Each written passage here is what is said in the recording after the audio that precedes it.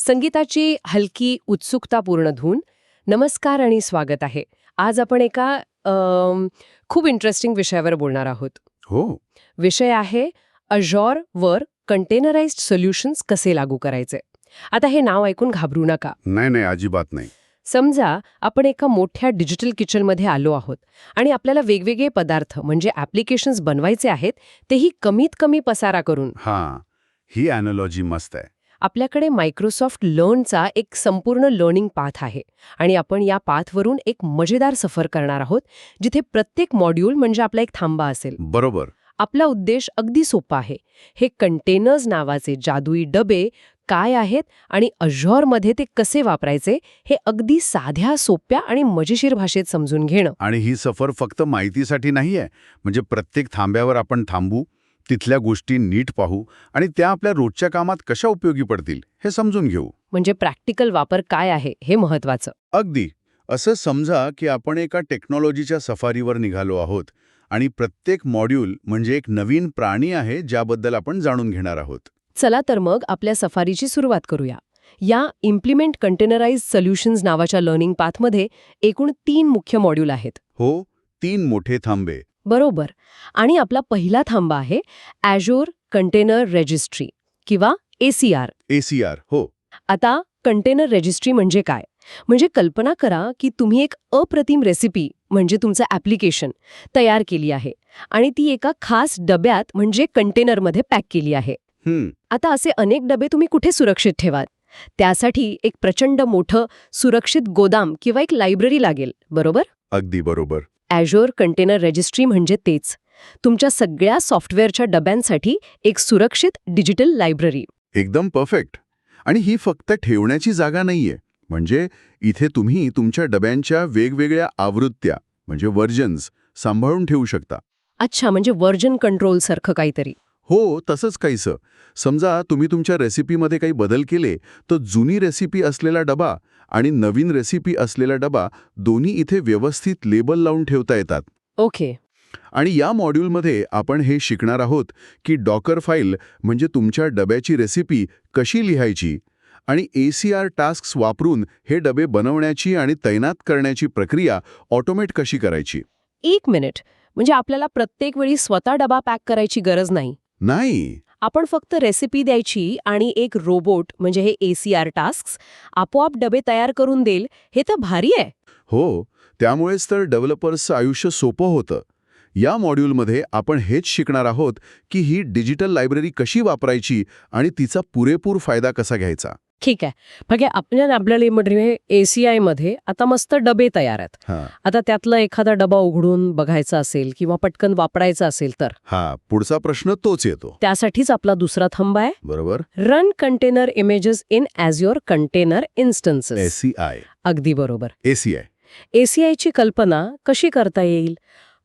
एका जादुई मायक्रोवेव्ह सारखी करा. मायक्रोवेव्ह छान उदाहरण आहे. म्हणजे तुम्हाला पूर्ण स्वयंपाकघर म्हणजे सर्व्हर उभारायची गरज नाही. फक्त लायब्ररीतून तुमचा डबा काढा, या मायक्रोवेव्हमध्ये ठेवा आणि बटन दाबा आणि तुमचं ॲप्लिकेशन लगेच सुरू. हो, हे खूप जलद आणि सोपं आहे. विशेषतः छोट्या कामांसाठी किंवा काहीतरी पटकन तपासून पाहण्यासाठी, नाही का? हो. आणि याचा सर्वात मोठा फायदा म्हणजे हे सर्व्हरलेस आहे. आला बघा तो शब्द, सर्व्हरलेस. याचा नेमका अर्थ काय होतो इथे? म्हणजे तुम्हाला तो मायक्रोवेव्ह कुठून आला, त्याची देखभाल कशी करायची, त्याचं बिल कोण भरणार याचं टेन्शन घ्यायची गरज नाही. अच्छा. तुम्ही फक्त वापरल्यापुरते पैसे देता. म्हणजे जेवढा वेळ तुमचा पदार्थ गरम झाला तेवढ्याच वेळेचे पैसे. ओके, हे खूपच आकर्षक आहे. हो. आणि या मॉड्यूलमध्ये आपण शिकणार आहोत की Azure CLI म्हणजे कमांड लाईन इंटरफेस वापरून कंटेनर कसा तैनात करायचा, त्याला काही सूचना कशा द्यायच्या आणि रिस्टार्ट पॉलिसी कशा सेट करायच्या. रिस्टार्ट पॉलिसी हे काय आहे?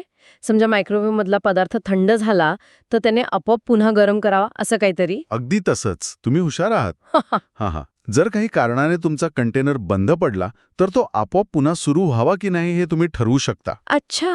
हे खूप महत्वाचं आहे, विशेषतः बॅच जॉबसाठी. ते आपण या मॉड्यूलमध्ये सविस्तरपणे पाहणार आहोत. ठीक आहे.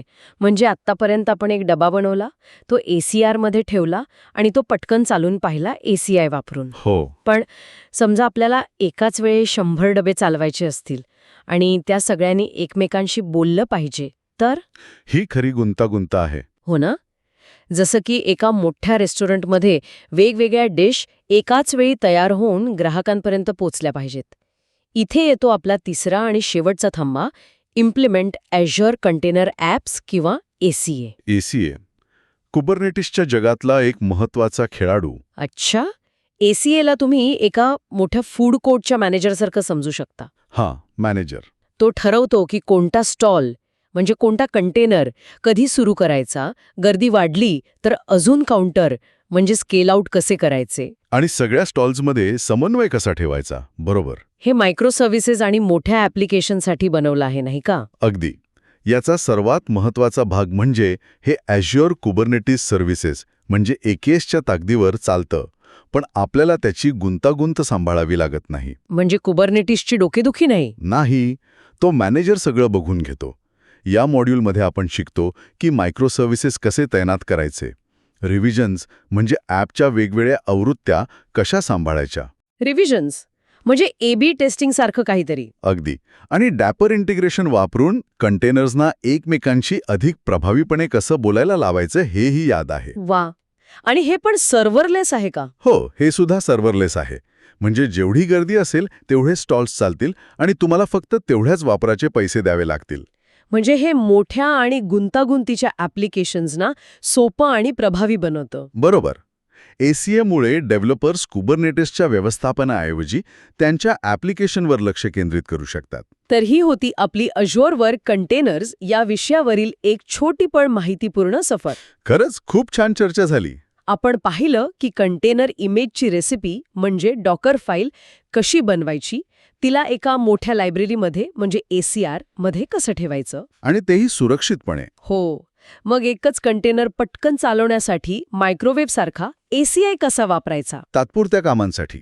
आणि अनेक कंटेनर्सचा ऑर्केस्ट्रा सांभाळण्यासाठी ACA नावाचा मॅनेजर कसा कामाला येतो हेही पाहिलं.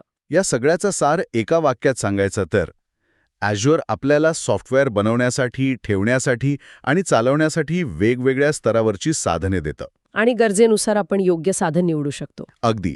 वन साईज फिट्स ऑल असं काही नाहीये. प्रत्येक कामासाठी एक वेगळं खास हत्यार आहे. खरंय. आता ऐकणाऱ्यांसाठी एक छोटासा विचार.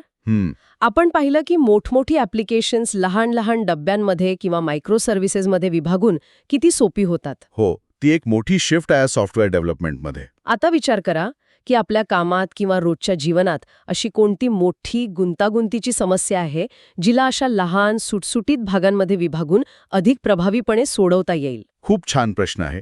तंत्रज्ञानातून मिळालेला हा धडा आपण आपल्या आयुष्यातही वापरू शकतो नाही का. नक्कीच. याच विचारासोबत आज आपण इथेच थांबूया. धन्यवाद. धन्यवाद.